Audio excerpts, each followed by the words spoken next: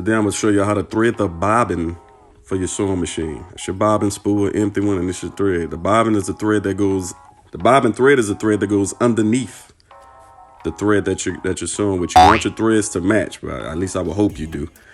For this part, it's very simple. You just follow the diagram on a machine. Like I said, the way they make machines now compared to when I was a kid, completely different. On a spool, the spools have holes on them. Pass the thread through the hole and pull it through. Not all the way through, just a little bit. So I pass it through, pull it, and we're gonna put it on the bobbin winder. Lock the bobbin winder in place. Bloop, there you go. Gonna cut that excess off because if it's too long, the thread will be messed up. So I got my thread. There we go, right there.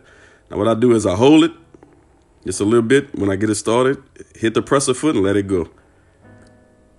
Simple as that. This is the entire process. Well, not the entire process. It's only one more step. And that last step is to cut the thread.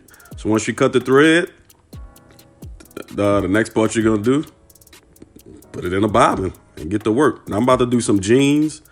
I just wanted my thread to match. I had to shorten some jeans by about 2 inches because they were too long. So I'm going to show you how I did that on my next video.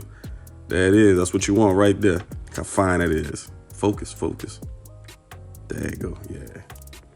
I'm going to put it in there. Stay tuned for the next video.